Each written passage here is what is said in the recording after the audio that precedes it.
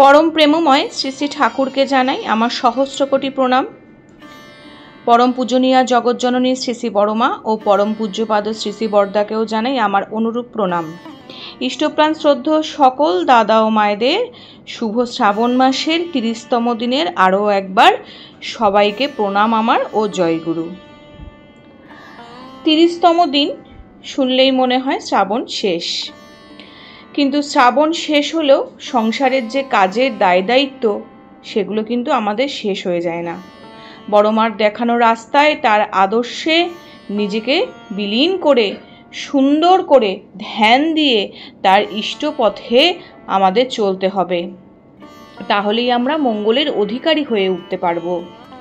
এই যে শুভ শ্রাবণ মাসের প্রথম থেকে আমি বিভিন্ন কথা মায়ের জীবনীয় জ্বলন্ত উদাহরণগুলো প্রত্যেক দিন অল্প অল্প করে দিয়ে গেছি।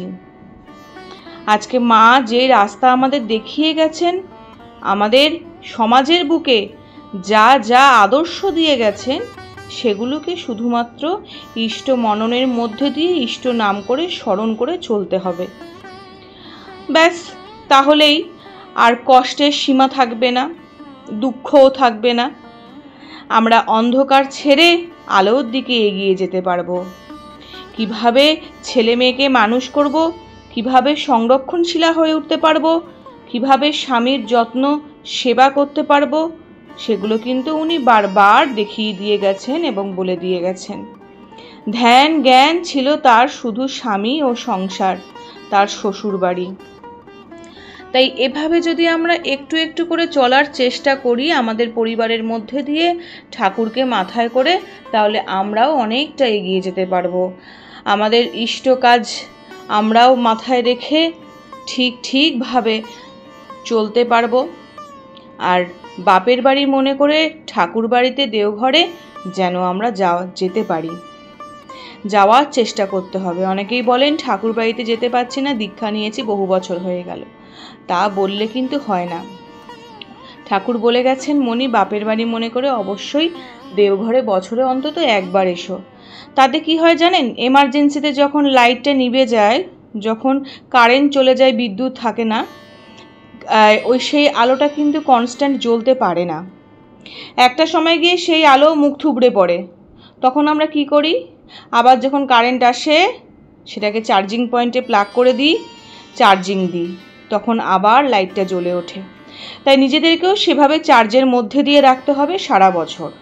সুস্থ থাকতে হবে, কারণ আসছে ঠাকুরের সামনে জন্মমাস, শুভ ভাদ্র মাস। তাই মায়েরা কি করব, দাদাদের আরও উদ্বুদ্ধ করে তুলব, তাদেরকে ইষ্ট কাজের যোগান দেব, তাদের প্রেরণা দিয়ে চলব। এইভাবেই আমরা এগিয়ে যেতে পারবো।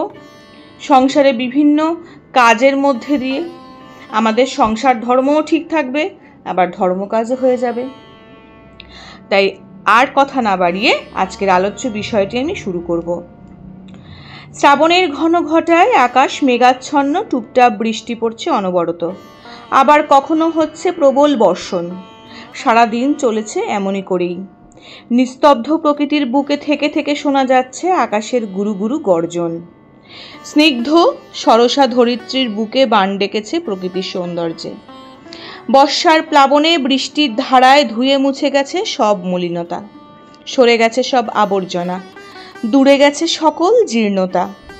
আকাশ চোয়ানো নির্মল জল ভরে গেছে সব নদী, খালবিল, ডোবা, পুকুর। ভরা নদী ছুটে চলেছে কুলুকুলু রবে, কখনো দুকুল ছাপিয়ে উঠছে পরমানন্দে। পবিত্র শুচি শুদ্ধ পল্লী জননী সহাস্য বদনে নিরীক্ষণ করছেন তার সুজলা সুফলা শস্য শ্যামলা প্রান্তরটিকে। চাপা, জুই, কামিনী, মালতী, কেতকী, কদম্ব আর বেলফুলের সুবাসে বাতাস উঠেছে চারিদিকে মেতে। পাবনা জেলার অন্তর্গত ধোপাদহ গ্রাম নিবাসী শ্রীযুক্ত রামগোপাল ভট্টাচার্যের পত্নী ত্রিনয়নী দেবী এসেছেন জননী কৈলাসবাসিনী দেবীর কাছে পিত্রালয় গারাদহে। গারাদহ পাবনা জেলার সিরাজগঞ্জ মহকুমায় অবস্থিত একটি গ্রাম। এককালে এই গ্রামের লাহিড়ী বাড়ি খুবই সঙ্গতি সম্পন্ন ছিল, কিন্তু বিজয়কান্ত লাহিড়ীর অকাল মৃত্যুর পর তার পত্নী কৈলাসবাসিনী দেবী একমাত্র পুত্র ও 2টি শিশুকন্যা নিয়ে বৈধব্য বরণ করেন। কৈলাসবাসিনী দেবীর কনিষ্ঠা সন্তান ত্রিনয়নী দেবী, জননীর আঁচলের ধন, নয়নের মণি। 7 বছরের শিশুকন্যা ত্রিনয়নী দেবীকে বিয়ে দিয়ে জননী কম বেদনা পাননি, কম জ্বালা ভোগ করেননি। অবোধ বালিকার নয়ন জলে জননীর নয়নে নেমেছে অশ্রুধারা, মন প্রাণ হয়েছে বেদনায় বিহবল। কত বুঝিয়ে তাকে পাঠাতে হয়েছে শ্বশুরবাড়ি। অবোধ বালিকা ত্রিনয়নী এখন হয়েছে বুদ্ধিমতী যুবতী, রূপলাবণ্যে যেন স্বর্গের অপ্সরী। রূপসী কন্যার রূপ আর দেহে ধরে না, ঠিকরে পড়ছে যেন আলো, চাঁদের জ্যোৎস্না হার মানে। প্রথম অন্তঃসত্ত্বা ত্রিনয়নী দেবী এসেছেন জননীর কাছে, জননীর হৃদয়ে ডেকেছে আনন্দের বাণ। 1301 সালের 14ই শ্রাবণ রবিবার ভোরবেলা নিদ্রা ভেঙে গেছে ত্রিনয়নী দেবীর। ভারী সুন্দর একটি স্বপ্ন দেখেছেন তিনি ভোররাত্রে। স্বপ্নের সেই অপার্থিব মধুময় স্মৃতিটুকু যেন তার সারা দেহ মনকে আবেশে মুগ্ধ করে রেখেছে। অলস জড়িত ভরা দেহখানি যেন আরও ভারী বোধ হচ্ছে তার।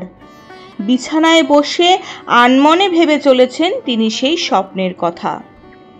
এগিয়ে এলেন জননী কৈলাসবাসিনী দেবী, কন্যাকে শুধালেন স্নেহ ভরে, শরীর কেমন আছে, ভালো আছে তো? ত্রিনয়নী দেবী বলতে লাগলেন, শোনো মা, ভোরবেলায় আমি একটি স্বপ্ন দেখেছি। বাড়িতে লক্ষ্মী পুজো হচ্ছে, সাজানো গোছানো সব তকতকে ঝকঝকে, আলপনাতে আঁকা রয়েছে মা লক্ষ্মীর চরণ চিহ্ন।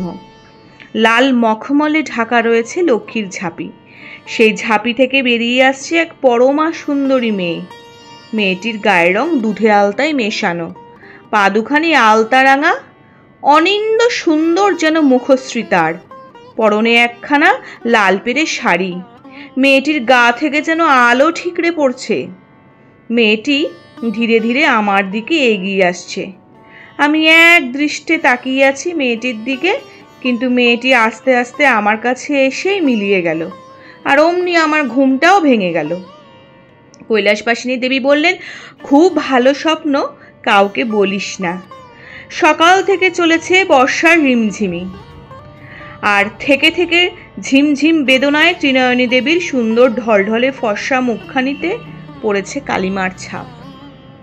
একসময় রামগোপাল ভট্টাচার্যের পত্নী ত্রিনয়নী দেবী এক পরমা সুন্দরী কন্যারত্ন প্রসব করলেন। বাড়িতে আনন্দের বন্যা উঠলে উঠল সকলের মনে প্রাণে। দিদিমা কৈলাসবাসিনী দেবী নাতনি কোলে করে বসে আছেন, আর প্রতিবেশীর দল ভিড় করেছে নবজাত শিশুকে দেখার জন্য। দিব্য শিশুর রূপ দেখে যেন সবাই মুগ্ধ। কেউ বলছে মেয়ের রং তো একেবারে চাপা ফুলের মতো, কেউ বলছে বেলফুলের মতো, কেউ বলছে মেয়ে তো নয়, যেন স্ফটিক। রায়গিন্নিমা মেয়ের নাম রাখলেন সেই থেকে ফটকি। এইভাবেই ফটকির শৈশবকাল কেটে যায় মামার বাড়ি। প্রায় বছর 8 বয়স পর্যন্ত ফটকি ছিল তার মামার বাড়িতে। মামা শীতলাকান্ত লাহিড়ী ছিলেন নিঃসন্তান। বাড়িতে কোনো কচি মুখের হাসি ছিল না, না ছিল শিশুর কলকণ্ঠ। তাই ত্রিনয়নী দেবী যখন আর একটি ছেলে কোলে পেলেন, তখন দিদিমা ও মামা ফটকির ঠাকুমা হরসুন্দরী দেবীর অনুমতিক্রমে ফটকিকে নিয়ে এলেন তাদের বাড়ি। ফটকি দিদিমার আঁচলের ধন, নয়নের মণি। মামা মামিরও আনন্দ ধরে না ফটকিকে কাছে পেয়ে। ফটকি যেন বাড়ির সকলের আনন্দের উৎস, শান্তির নীড়। মামা মামির স্নেহ যত্নে, দিদিমার আদর আহ্লাদ, ফটকির দিন চলে পরমানন্দে। হেসে খেলে বেড়ায় সে খেলার সাথীদের সাথে। এমনি করে দিন চলে যায়, দিনে দিনে বেড়ে চলে ফটকি চাঁদের কলার মতো। এবার ফটকি দিদিমার পুজোর কাজে যোগ দিল। ভোরবেলা উঠে দিদিমার শিব পূজার ফুল তুলে আনে নিজ হাতে মামার বাগান থেকে। মনের আনন্দে ঘুরে বেড়ায় ফুলের সাজি হাতে নিয়ে। দিদিমার সাথে পুজোর বাসন মাজে, দিদিমার সাথে বসে শিব গড়তে। দেখতে দেখতে সে নিজেই শিখে ফেলে সব কিছু। দিদিমাকে গুছিয়ে দেয় সমস্ত পুজোর কাজ। দিদিমা চেয়ে দেখেন আর মনের আনন্দে হাসেন ফটকির নিখুঁত শিব গড়ানো দেখে।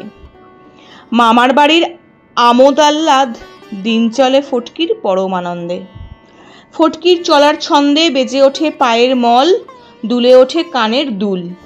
উজ্জ্বল গৌরকান্তি লক্ষ্মী প্রতিমা যেন নেচে বেড়ায় মনের আনন্দে গারাদহের লক্ষ্মীরই লাহিরি বাড়িতে। এবার জননীর ডাক এলো। ফটকি চলে এলো পিতার সংসারে জননীর কাছে। পেছনে পড়ে রইল মামার বাড়ি, দিদিমা আর মামা মামিদের সজল আঁখি। পিতা রামগোপাল ভট্টাচার্যের কর্মস্থল পাবনা শহর। পাবনায় উচ্চ ইংরাজি বিদ্যালয়ে তিনি প্রধান শিক্ষক। রাত্রে পিতা বাসায় এসে ফটকিকে ডাকেন বইখানা নিয়ে আসতে। দেখেন মেয়ে অনেকখানি শিখেছে তার মামার কাছে। ফটকির মেধা ও স্মৃতিশক্তির প্রখরতা দেখে পিতা আরও আগ্রহে পড়িয়ে চলেন কন্যাকে। লেখাপড়া ছাড়া ফটকি মায়ের কাজেও সাহায্য করে। ছোট ভাই কালিদাসকে নিয়ে খেলা করে, খেলার সঙ্গীদের সঙ্গে বেড়াতে যায়। এমনই করে পরমানন্দে দিন চলে ফটকি। পাবনা জেলার হিমায়ত গ্রামের চৌধুরী বাড়ির বধূ ত্রিনয়নী দেবীর মামাতো দিদি। চৌধুরী বাড়িতে উপনয়ন উপলক্ষে নিমন্ত্রণ হয়েছে ত্রিনয়নী দেবীর। কুটুম্ব বাড়ি এসেছেন তিনি ছেলে মেয়েদের নিয়ে নিমন্ত্রণ রক্ষা করতে। ফটকিও এসেছে মায়ের সাথে উপনয়নের দিন। সকাল থেকে কাজের অন্ত নেই। চৌধুরী গিন্নি এসে ত্রিনয়নী দেবীকে ছেলে মেয়ে কটি সহ নিয়ে গেলেন পাশের চক্রবর্তী বাড়ি।